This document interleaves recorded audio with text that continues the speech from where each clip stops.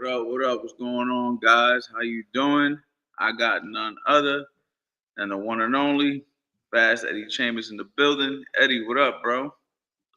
Nothing too much, bro. How about you? You good? Everything right? Everything good, bro. So, yesterday, we had a crazy fight yesterday, man. Did not go as I expected. Erickson Lubin versus Virgil Ortiz, bro. What was your thoughts on that fight, man? Well, I got a lot of respect for Erickson Lubin, man. His ability is crazy. His ceiling was high, but it's like for whatever reason, it's like I said, man. It's like you can't get over the hump. You just can't get over that to the you can't graduate up into that A class elite upper echelon level. For some reason, he's just like his ability is there. You know what I mean? The skill level is there. It's just maybe I guess I don't know if it's nerves, if it's pressure that he's having a hard time taking because he just didn't like you said he looked flat. He looked like he just didn't have it, like he wasn't with it. And also the yeah, like you said about the Sebastian Fundora fight, that was a lot of punishment. It was a back and forth fight. It was nasty, but it was exciting but it could take it a lot out of him. You know, some of these fights these guys have, it's one fight, but it really takes man like 4 or 5 fights out of him. So um, I don't know. It could be a few different things that caused it, but I think the main thing was Ortiz. He's the one who caused the bad performance. I think he was in there. He looked sharp. He looked ready to ready to take his soul. You know what I mean? Ready to take him out, and that's just what he did. Now, let me ask you this question, bro. And this is kind of like a personal question. I don't, mean to ask it, but I gotta ask it. Yeah. Being a player that knocked out once in your career, right?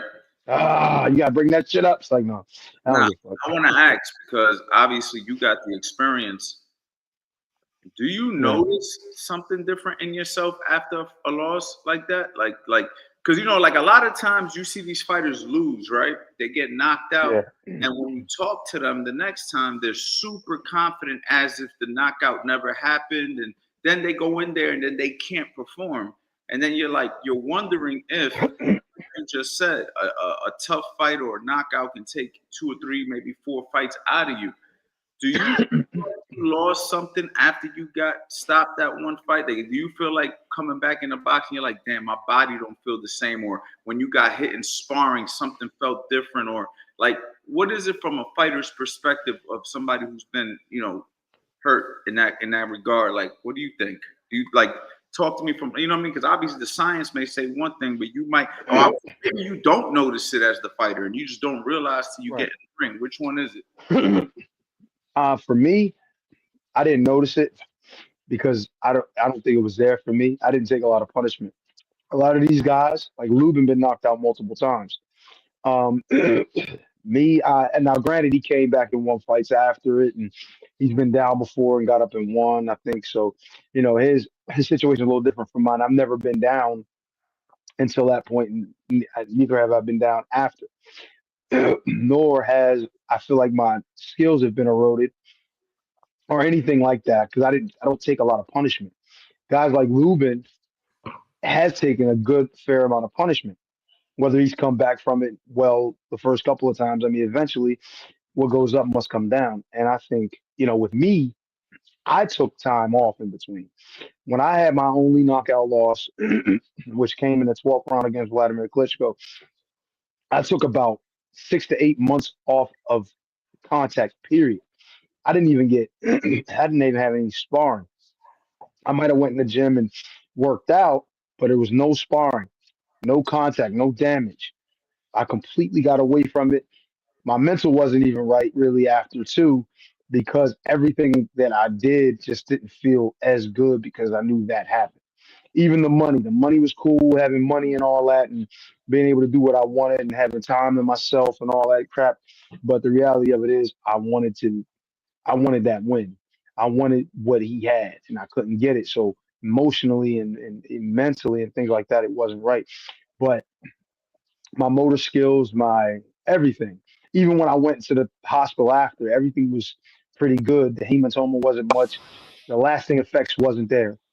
Like I said, I also took the time, like you're supposed to take.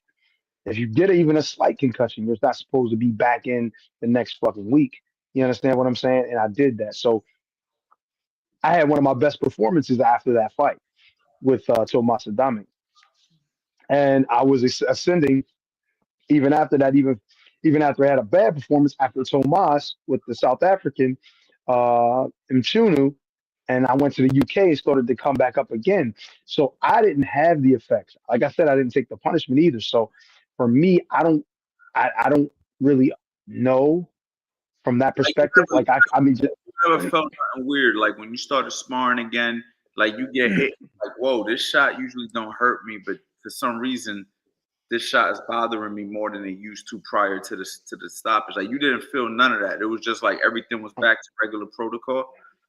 I got to be honest, man. For me, and it's like I said, I haven't taken a lot of punishment. That shit was one shot. Don't get me wrong. I got hit with another big shot early in the fight, and there was probably shots that landed grazing and a couple shots that landed as the fight went on. But I wasn't getting hit much even in that fight, let alone in most of the other fights in my career. There's been times, even in sparring, where I felt shots that kind of shook me, maybe buzzed me, maybe got a little respect from me a little bit, but um, it hasn't been anything consistent. You understand what I'm saying? So for me, I've been fortunate to not take that punishment, be in those kind of situations, for me to even be able to tell you. Like right now, from my only knockout loss, like I said, I took 8 months basically off from any sparring, 6 to 8 months, and from any sparring or anything like that. My next fight was 11 months after. It was almost a complete year after. And I fought Derek Rossi and stopped him. Or no, I fought Derek Rossi and went to decision with him, even though I pretty much controlled the entire fight. But other than that, I haven't. I honestly didn't know didn't feel really anything that what I could point to that was an issue stemming from that fight. So, I mean, but that's because of protocol things I did. I didn't like I said, I didn't go back in the ring for a while after and took my time.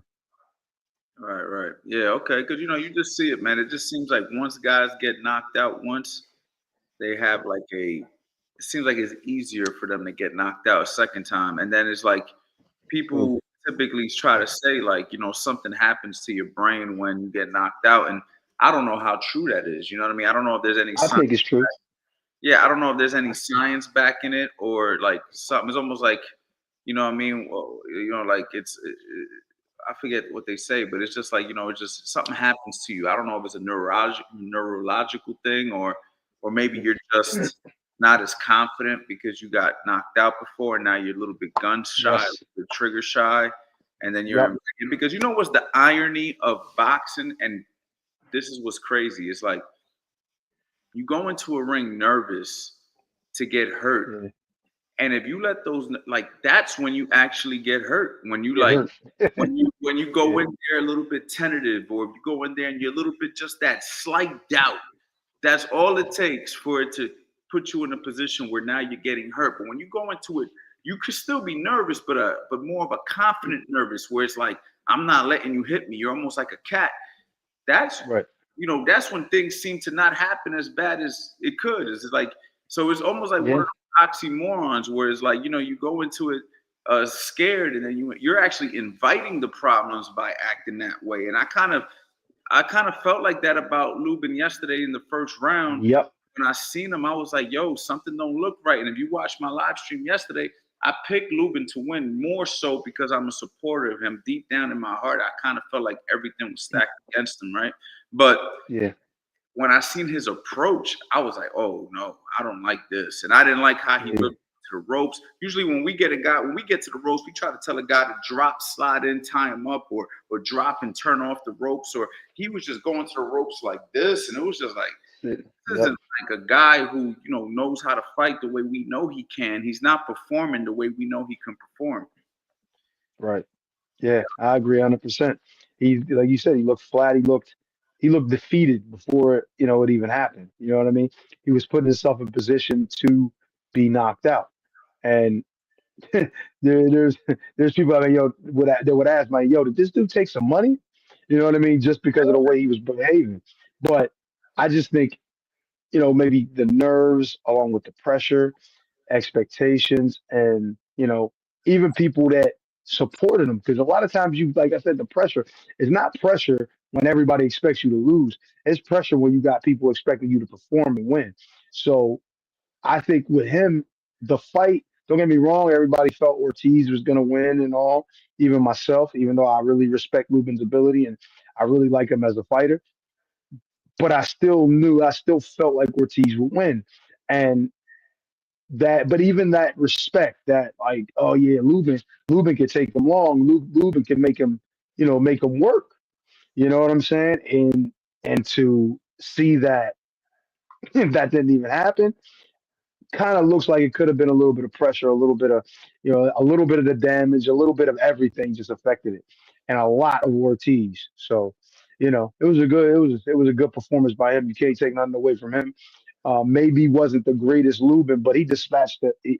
If it's not the greatest Lubin, he went in there and dispatched him like he was supposed to in the fashion that he was supposed to. So, I mean, it looks good. The future does for Ortiz, except if he actually does get in there with Boots, in my opinion. Yes, let's talk about that, man. Obviously, man, you got Boots stepped into the ring yesterday after the fight. Obviously, trying to sell the fight. Do you think that that fight's actually going to happen? Like, because we've seen this time and time again where guys go into the ring, they do all the talking, they act like the fight's going to happen. And then come time to sign the contract, there's always some sort of a business negotiation that falls through. Do you think that this fight's actually going to happen? Because Oscar De La Hoya kind of said it. He was like, it's going to be really hard to make this fight now after what we just saw. And it was basically alluding to the business agreements that he feels is going to be the issue between him and Eddie Hearns, and Boots' team and Virgil's team, obviously. But it's like, what do you think? You think that fight's going to happen next? I think it's got to happen eventually, man. I think these are the leaders of the new school. You know what I'm saying? These are the guys that are going to be running the sport from this perspective, or at least these lower weights, like the middle weights. You know what I mean? Anywhere from 47 to middle. I think these are the guys that you're going to see running the game up, for the next, I don't know, maybe 5 to 10 years. So I think these guys have to and need to fight soon. We don't want it to be a situation where they're kind of in and around each other and they don't fight until it's kind of too late. Honestly, maybe even not too late, but just like nobody's as interested. Because right now, this is probably the biggest fight that can be made with some young, up and coming, real champions. You know what I'm saying? This is probably the most interesting one I could think of. You know what I mean? Besides, like if you got Tank and Shakur, and, some of those kind of things, those kind of fights going. But I think this one is a pretty big, interesting kind of fight that needs to be brought up before it becomes, out of fashion. You know what I'm saying? Because you know how boxing is, man. So what have you done for me lately, sport? And if this fight don't happen soon, and they start going in other directions, and it's just gonna be like, well, whatever the hell, we ain't really worried about it no more. It's almost like the Floyd and Pacquiao fight. When that happened, it broke records and everything. It was watched. It was well watched and everything, but it still wasn't some of the luster that it would have had if it happened earlier was kind of gone. So even though fans tuned in because it was the two biggest names in boxing at the time, it still kind of wasn't what it could have been. Then having Pacquiao being knocked out by Marquez and all that before it happened, it's kind of ruined it a little bit. Not totally, because it still was big, but it just didn't, it just wasn't the same. You know what I mean? And you don't want this kind of fight to end up the same way. You know what I mean? We got the chance to see Crawford go in there with Canelo, which is great, but I think this one with two young up and coming guys, this really can, especially this can be a really exciting fight too. So I'm looking forward to it if it does happen, and I think it should. Now, I know you are high on Boots, as I think a lot of us are here in this area. We've been watching Yeah, the gym. We've been seeing what he's able to do. You sparred Boots personally, so you know yeah. what he can do as a fighter himself. But Facts. what do you think is the issue with him not fight? Like a lot of people, like for instance, Devin Haney and him were supposed to fight, and he wanted Haney to come up to 54 instead of fighting at 47. This is what I'm hearing online. I don't know how true it is, but it Right. just seems like there's been a lot of loops and bounds for Jerron Ennis to get fights. And as good as he is, I mean, I haven't seen a talented guy like this in a very long time. I Hmm. don't see why it seems as if he's not like they're almost like ducking fights.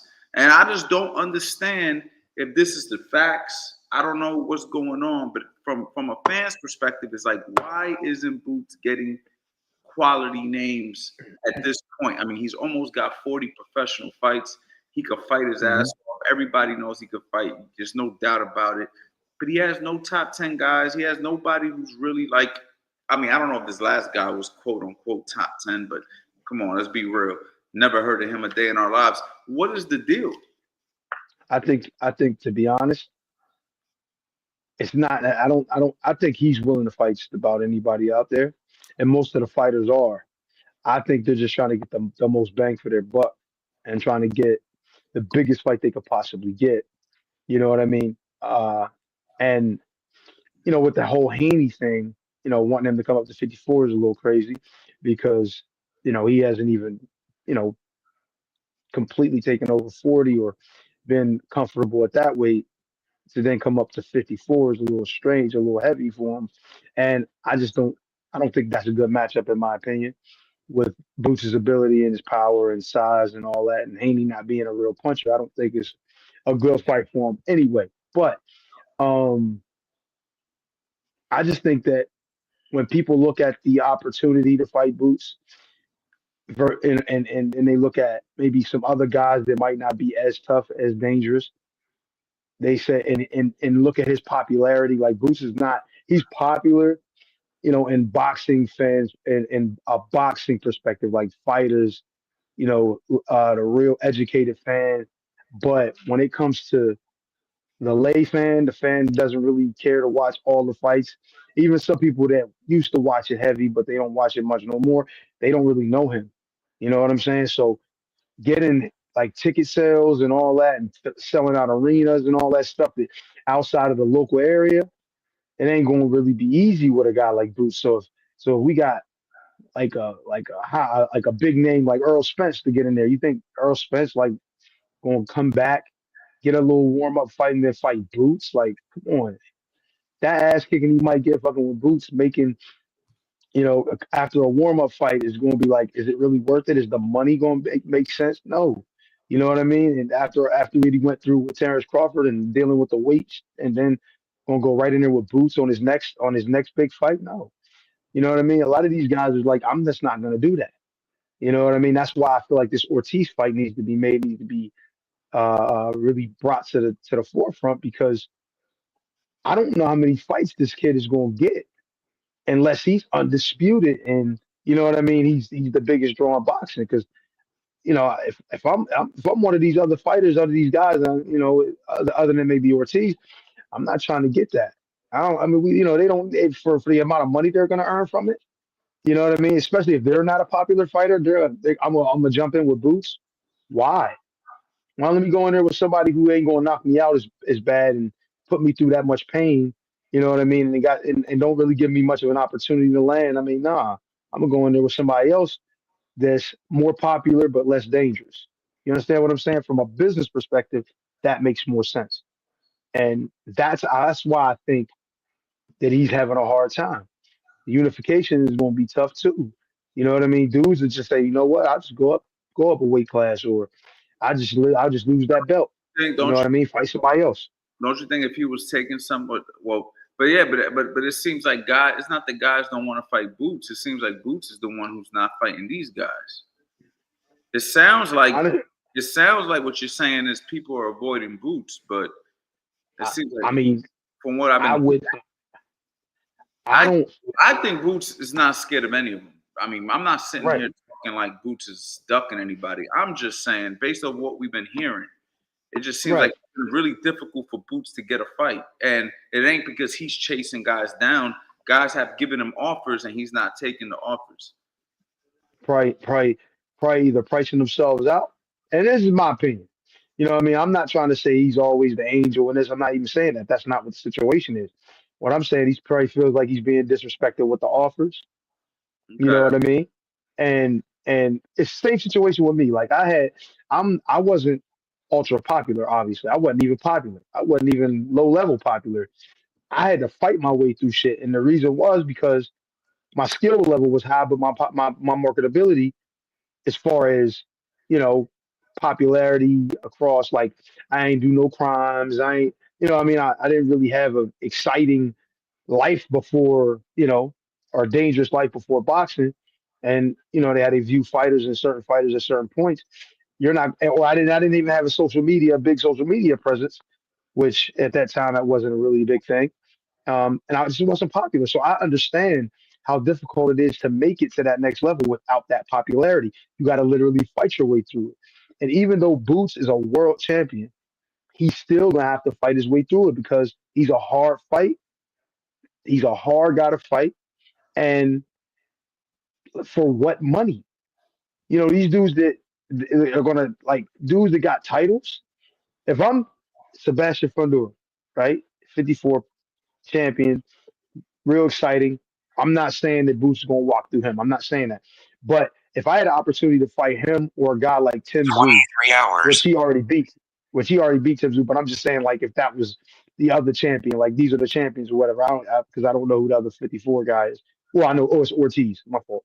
But what I'm saying is, if I had a chance to fight him or Tim, I'm going to Tim Tszyu. I'm going to somebody else because it's going to be more exciting. And even if I'm getting the same money, it's not going to be as tough. It's not going to be as dangerous. You understand what I'm saying? I would rather get into a fight with somebody that I can make more money with, or the same money that's less dangerous than, oh yeah, just because he's the best guy. I'm the only idiot would do that. I'll jump in there with freaking Vladimir. You know what I'm saying? When he's the toughest champion. Well, I mean, it was him or Vitaly at the time, but I'll do that shit. But the reality of it is, what's the best business move? These guys are looking at what's the best business move. These promoters are like, I'm not trying to put my fighter in there with him for and try to promote this thing, and it's not going to be a big money fight, not the kind of money fight that we can really live off of, eat off of for years after, just to get this kid validated more, because that's what's going to happen. Boots, I really believe Boots get in there with one of these other guys, even with Ortiz. I think it's just going to validate him more. And is he still going to be that popular? Maybe, we'll see. But it's just it's just like these other fighters, these other promoters, they understand the assignment in this situation, and that's not to put their guys in that fight right now. He's not popular enough. He doesn't demand enough money. It's just unfortunate, and I can see it from his position. The only problem and the worst part of it is he's already a champion, and they're still not eager to jump in there with him, which I understand why. facts. Aloha, Fast Eddie and Coach Andy. The Undisputed ever make a deal with you? I had a meeting with the owner of Undisputed, and we had a nice conversation, but we haven't concluded any deals yet. So hopefully we can get Eddie on there as a fighter and me on there as a coach. That'll be pretty dope. You know what I mean? But yeah, we like Yeah, one of these days. Maybe we'll even play the game here live for you guys, man. But yeah, man. Honestly, bro. hopefully we can go ahead and see that Boots Virgil Ortiz fight next. Me personally, man, I'm picking Boots in that fight. I think that Boots is the better boxer, punches just as hard, just as strong. But Ortiz being a live dog, a guy who obviously can punch, it only takes Mhm. one. And if Boots Yes, catches sir. himself laying on the ropes and gets a little overconfident with some of his slick moves, he can get clipped. So it That's a makes for fact. an interesting fight. And I'm definitely looking forward to that. You know what I mean? So we'll see. We'll see, man. Guys, real quick, man, just so you guys know, I am getting ready to launch $1 million mitts. $1 million mitts will be coming out very soon. I'm thinking within the next week or so. So since I'm super excited about that, I want you guys to go ahead and get on this waiting list, man. I'm going to go ahead and put the link in here below. We will be going live every single day this week. Eddie, man, we're going to do some more live demonstrations this week, man. People really enjoyed the live demonstrations. So I think this week we'll pick like something from all of my courses and maybe do some live Yeah, demos all week somehow, some way. Hopefully Eddie's I available. like that. You know what I mean? We'll pick like one or two techniques out of like I got 16 courses, guys. Black Friday sale is gonna get announced this week. So we got a lot of good stuff going on this week. Wow, we got it's only November 9th. It's only November 9th, so we got a lot of time. We will be going live every single day for the month of November, guys. So make sure you guys go ahead, get on that waiting list, man. I'm gonna cut the live stream short today, Eddie, because we're gonna give them a lot of game this week. We're gonna give them a lot of Yes, games. sir. I want to make sure that we got the energy to continue to provide these lives. If you guys like them, please, press like, please share them. But this week, bro, we're gonna be giving a lot of game, a lot of game, putting together the game plan. So be ready to learn, guys. Be ready to learn. And if you guys want to be trainers, $1 Million Mitts is going to be what teaches you exactly how to hold the mitts. You'll be able to do this with your kids. If you have kids, you'll be able to gain clients from this. This is going to be something that's going to change the game for a lot of you guys out there who really, really want to learn how to be a boxing coach. And you don't have to be a professional fighter to learn how to hold mitts. You just need to have the understanding of what you're doing with the mitts and a boxing understanding. And if you put those together, you could be a pretty good mitt holder. Eddie, I'm out, bro. Thank you for pulling Yes, up. sir. I No appreciate everybody problem, bro. share their time with us, man. Short stream tonight, only about 27, 28 minutes. But we will be going live every single day this week, giving a lot of games. Super excited to help you guys. I'm out. Peace.